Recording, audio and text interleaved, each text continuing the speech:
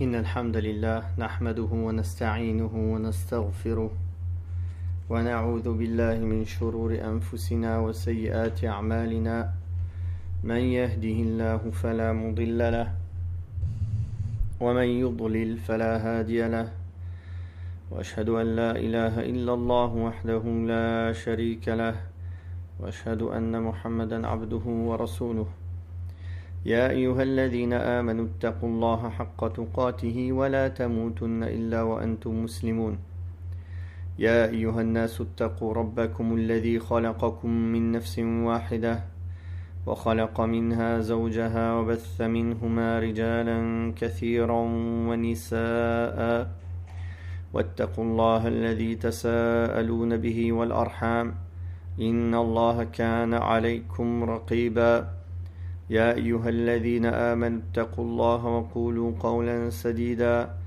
يصلح لكم أعمالكم ويغفر لكم ذنوبكم ومن يطع الله ورسوله فقد فاز فوزا عظيما أما بعد فإن أصدق الحديث كتاب الله وخير الهدي هدي محمد صلى الله عليه وسلم وشر الأمور محدثاتها وكل محدثة بدعة وكل بدعة ضلالة وكل ضلالة في النار.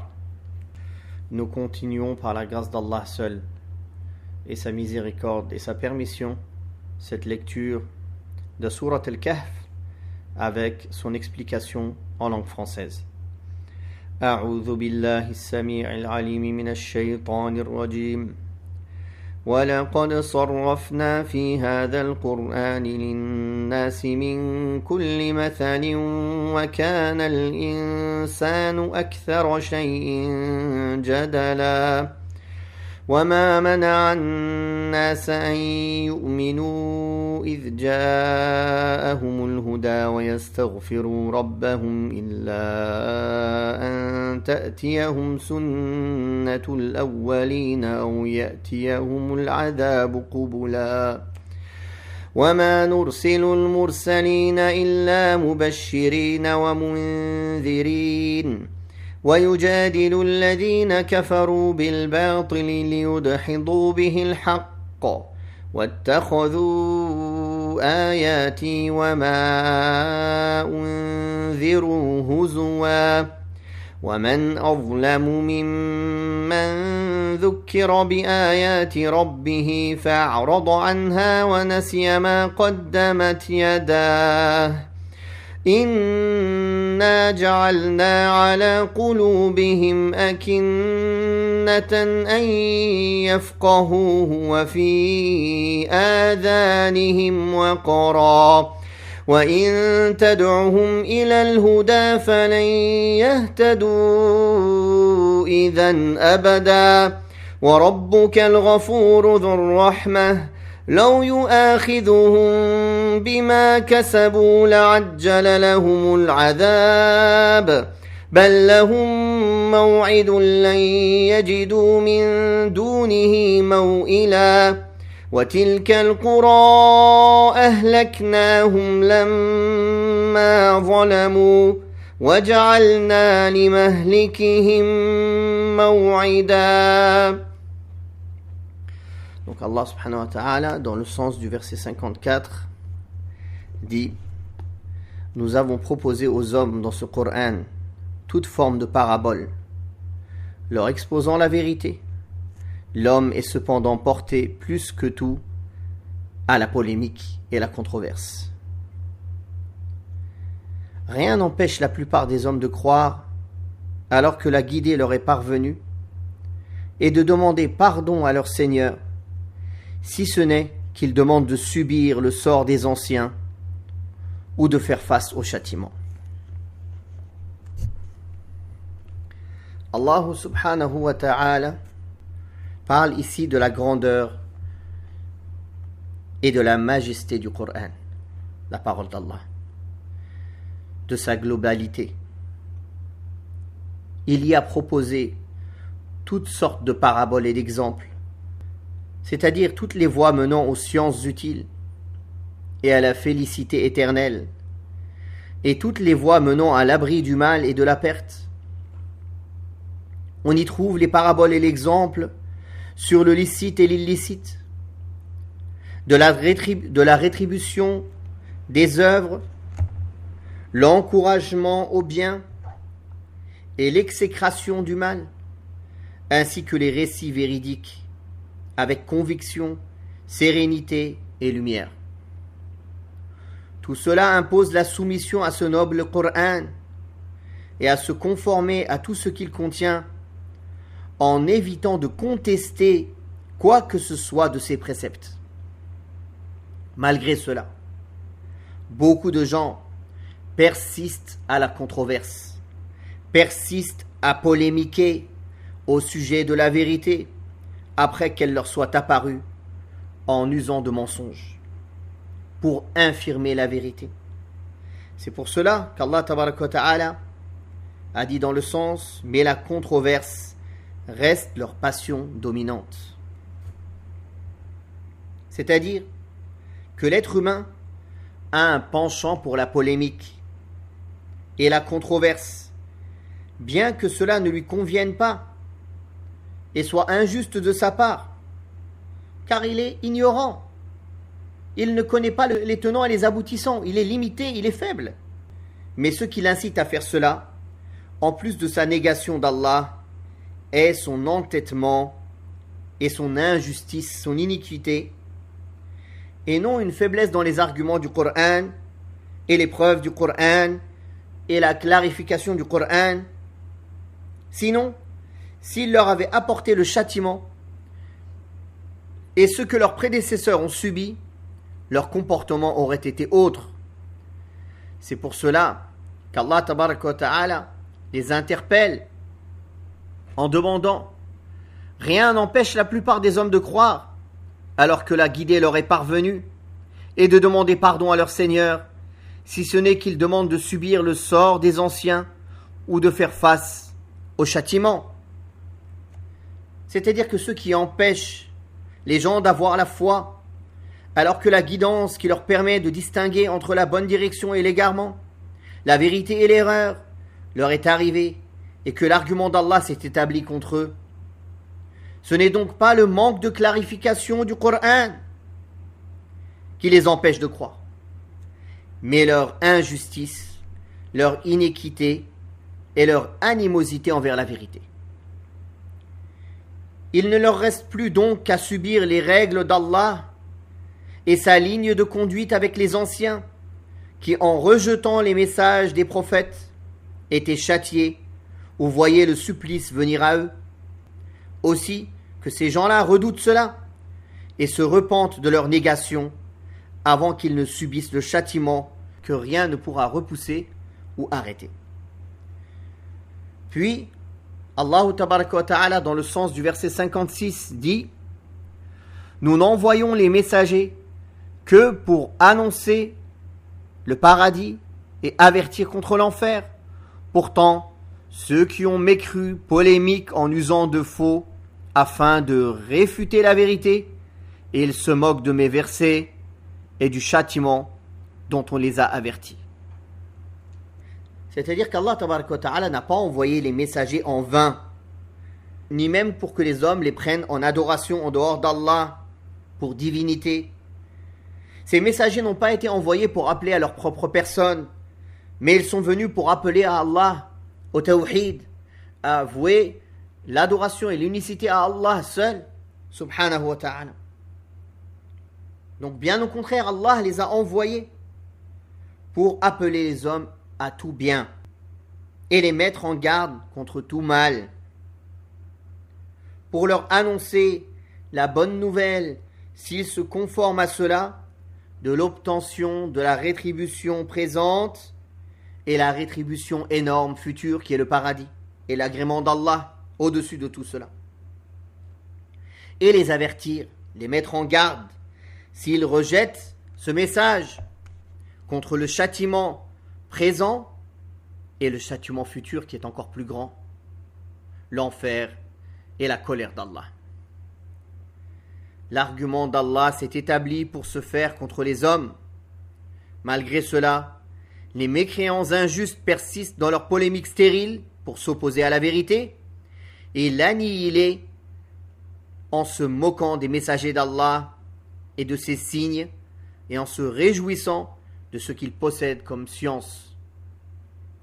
Mais Allah tabaraka wa ta'ala a décidé de faire triompher sa lumière, même si les mécréants en éprouvent du dépit, en donnant la suprématie à la vérité sur le mensonge. Allah tabaraka wa ta'ala dit dans le sens, nous envoyons la vérité contre le mensonge, et elle l'annihile, et le voilà qui disparaît. Parmi les marques de la miséricorde d'Allah subhanahu wa ta'ala et de sa sagesse est que sa réfutation des mécréants négateurs de la vérité avec le mensonge est une des causes les plus grandes qui mènent à la clarification de la vérité. Du fait qu'ils traitent de mensonges et qu'ils viennent avec des mensonges pour attaquer la vérité, cela permet de leur répondre et de clarifier quel est le chemin vrai et le chemin faux. Et cela permet de clarifier les preuves et les signes, ainsi que de la manifestation du mensonge et son désaveu. C'est par son opposé que les choses se distinguent. Puis Allah tabaraka wa ta'ala dit dans le sens des versets 57, 58 et 59, qui est donc plus transgresseur que celui qui se détourne des signes de son Seigneur quand ils lui sont rappelés et oublie les méfaits qu'il a commis? Nous entourons leur cœur de voiles qui les empêchent de comprendre le Coran et les rendons sourds à la vérité, si bien que tu auras beau les appeler à la droiture, jamais ils n'emprunteront la voie droite. Ton Seigneur est pardonneur. Ton Seigneur est le pardonneur, le détenteur de la miséricorde. S'il voulait les punir immédiatement pour ce qu'ils ont commis, il hâterait leur châtiment, mais il est pour eux un terme fixé contre lequel ils ne trouveront aucun refuge.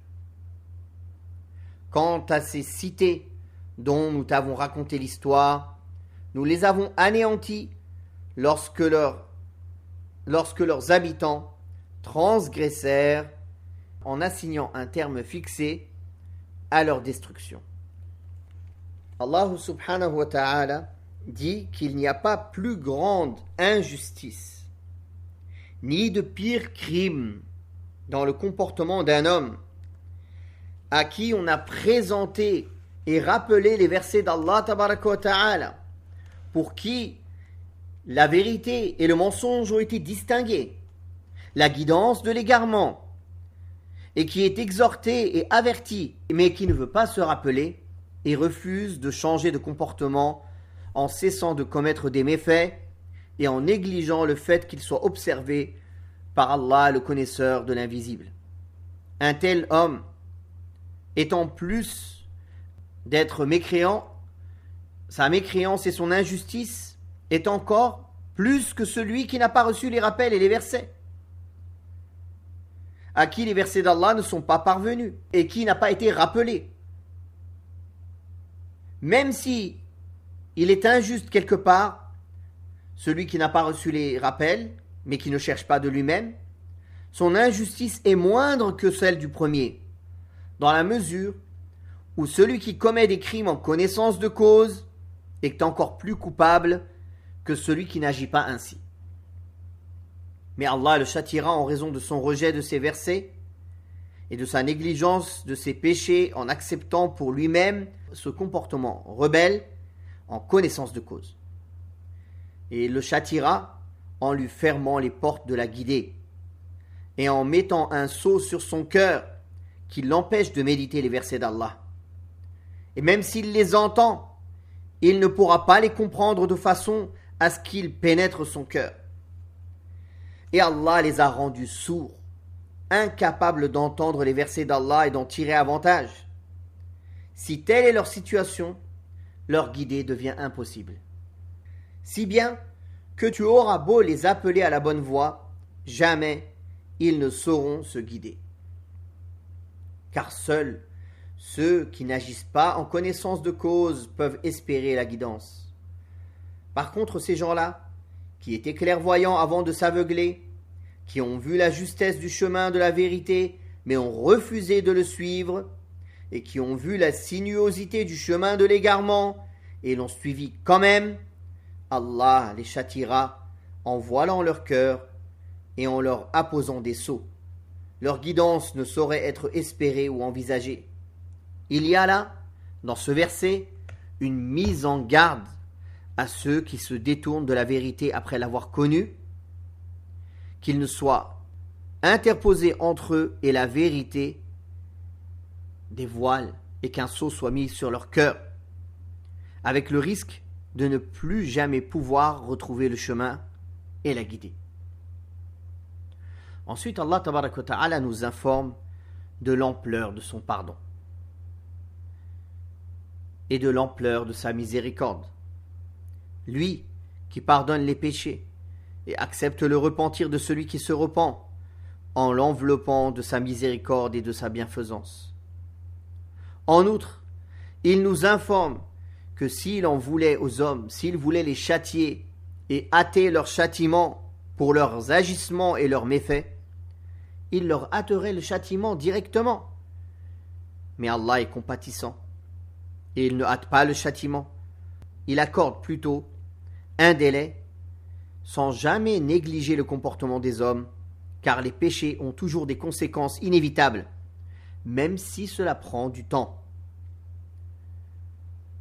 C'est pour cela qu'Allah Ta'ala leur rappelle qu'un rendez-vous est fixé pour cela et ils ne trouveront aucun moyen pour s'y soumettre. Un rendez-vous inévitable qui leur est fixé, où ils seront jugés et rétribués pour leurs œuvres. Ce jour-là, ils ne trouveront ni refuge, ni secoureur.